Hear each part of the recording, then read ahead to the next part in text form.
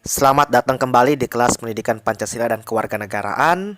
Hari ini kita akan bahas tentang kemerdekaan beragama dan berkepercayaan di Indonesia dan sistem pertahanan dan keamanan negara Republik Indonesia.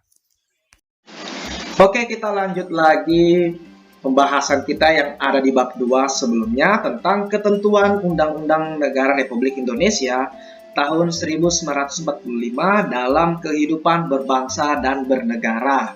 Nah, sebelumnya kita sudah bahas tentang wilayah negara kesatuan Republik Indonesia dan kedudukan warga negara dan penduduk Indonesia. Sekarang kita akan lanjut membahas tentang kemerdekaan beragama dan berkepercayaan di Indonesia, dan juga yang terakhir tentang sistem pertahanan dan keamanan negara Republik Indonesia. Jadi sekarang kita akan memulai di bagian ketiga atau bagian yang C, yaitu kemerdekaan beragama dan berkepercayaan. Sebelum kita akan lebih jauh membahas materi ini, semoga apa yang saya jelaskan itu bermanfaat bagi adik-adik sekalian dan kalian bisa mengerti dengan apa yang saya jelaskan. Semoga juga kalian tetap sehat dan tetap semangat untuk belajar. Di sini dikatakan bahwa setiap orang di negara Indonesia dapat melakukan berbagai macam aktivitas keagamaan sebagai wujud dari adanya kemerdekaan beragama dan kepercayaan. Kemerdekaan beragama dan kepercayaan di Indonesia dijamin oleh Undang-Undang Negara Republik Indonesia tahun 1945 dalam pasal 28E ayat 1 dan 2 disebutkan bahwa yang pertama ayat 1, setiap orang bebas memeluk agama dan beribadah menurut agamanya, memilih pendidikan dan pengajaran, memilih pekerjaan, memilih kewarganegaraan, memilih tempat tinggal di wilayah negara dan meninggalkannya serta berhak untuk kembali. Dan ayat yang kedua, setiap orang berhak atas kebebasan meyakini kepercayaan, menyatakan pikiran dan sikap sesuai dengan hati nuraninya.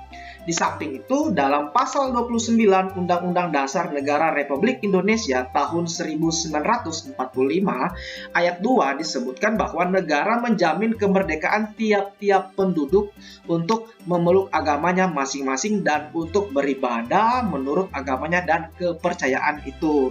Jadi di sini kita sudah dijamin atau seperti yang kita sudah dengarkan tadi, bahwa setiap orang itu berhak atau bebas memeluk agamanya dan menjalankan ibadahnya sesuai dengan kepercayaan mereka. Jadi kita tidak boleh mengganggu ketika mereka sedang beribadah.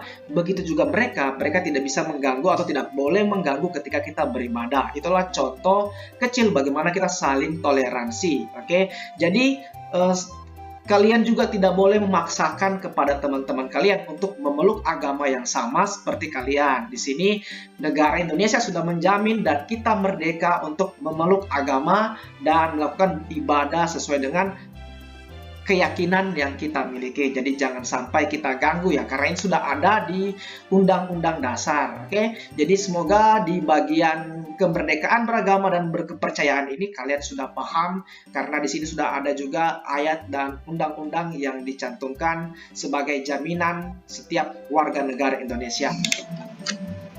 Membangun kerukunan umat beragama. Nah, kemerdekaan beragama di Indonesia menyebabkan Indonesia mempunyai agama yang beraneka ragam.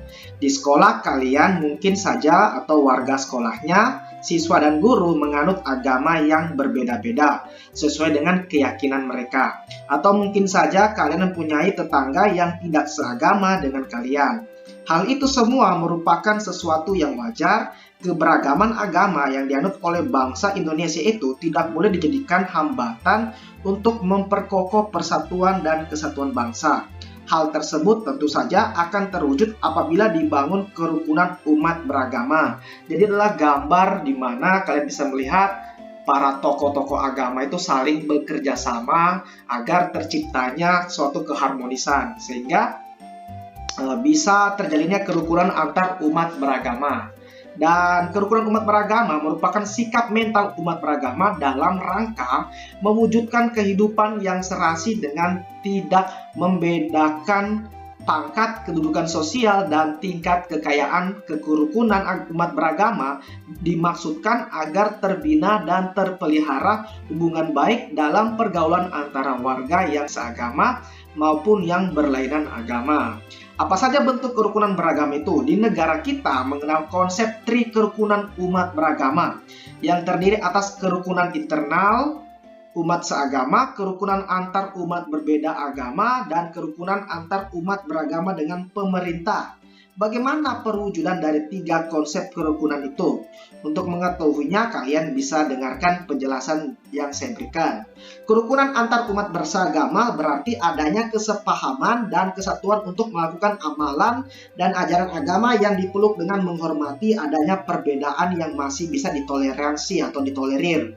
Dengan kata lain, sesama umat seagama tidak diperkenankan untuk saling bermusuhan, saling menghina, saling menjatuhkan, tetapi harus mengembangkan sikap saling menghargai, menghormati, dan toleransi apabila terdapat perbedaan, asalkan perbedaan tersebut tidak menyimpang dari ajaran agama yang dianut.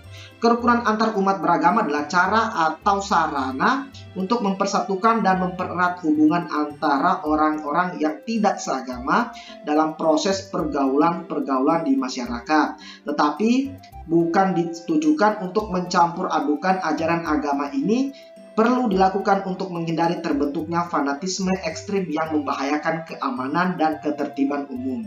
Bentuk nyata yang bisa dilakukan adalah dengan adanya dialog antar umat beragama yang di dalamnya bukan membahas perbedaan, akan tetapi memperbincangkan kerukunan dan perdamaian hidup dalam bermasyarakat. Jadi intinya adalah bahwa masing-masing agama mengajarkan manusia untuk hidup dalam kedamaian dan ketentraman. Jadi tidak ada agama satupun yang mengajarkan saling bermusuhan ya. Sebaiknya kita saling menghargai agar terciptanya kerukunan antar umat beragama sehingga kita bisa hidup dengan bahagia bersama dengan orang-orang yang memiliki keyakinan berbeda dari kita. Ya, kita masuk di bagian sistem pertahanan dan keamanan negara Republik Indonesia. Yang pertama, substansi pertahanan dan keamanan negara Republik Indonesia. Perubahan Undang-Undang 1945 semakin memperjelas sistem pertahanan dan keamanan negara kita. Hal tersebut diatur dalam pasal 30 ayat 1 sampai 5 Undang-Undang Negara Republik Indonesia tahun 1945. Undang-Undang Dasar atau UUD Negara Republik Indonesia tahun 1945 juga memberikan gambaran bahwa usaha pertahanan dan keamanan negara dilaksanakan dengan menggunakan sistem pertahanan dan keamanan rakyat semesta atau bisa disingkat sebagai Sishankamrata ya. Sishankamrata ini hakikatnya merupakan segala upaya menjaga pertahanan dan keamanan negara yang seluruh rakyat dan segenap sumber daya nasional, sarana dan prasarana nasional, serta seluruh wilayah negara sebagai suatu kesatuan pertahanan yang utuh dan menyeluruh.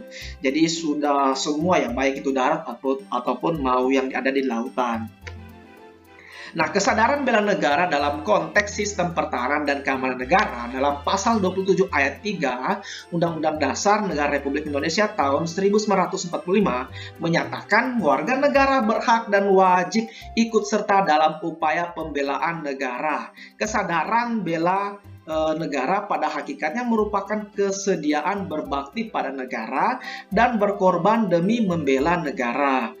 Upaya membela negara selain sebagai kewajiban dasar juga merupakan kehormatan bagi setiap warga negara yang dilaksanakan dengan penuh kesadaran tanggung jawab dan rela berkorban dalam pengabdian kepada negara dan bangsa. Jadi kita harus siap ya teman-teman, atau ketika kita dibutuhkan kita harus membela negara kita. Jadi kita tidak selamanya berharap atau bergantung pada alat-alat negara seperti polisi, tentara, dan sebagainya. Kita juga wajib untuk membela negara kita. memperjuangkan negara kita agar negara kita selalu merdeka, tidak dijajah oleh negara-negara lain. Nah, kesadaran bela negara banyak sekali cara untuk mewujudkannya. Membela negara tidak harus dalam wujud perang atau angkat senjata, tetapi dapat juga dilakukan dengan cara-cara lain, seperti ikut serta dalam mengamankan lingkungan sekitar, membantu korban bencana, menjaga kebersihan lingkungan, mencegah bahaya narkoba, mencegah perkelahian antar perorangan atau kelompok, cinta produksi dalam negeri, termasuk belajar dengan tekun dan mengikuti kegiatan ekstrakurikuler di sekolah.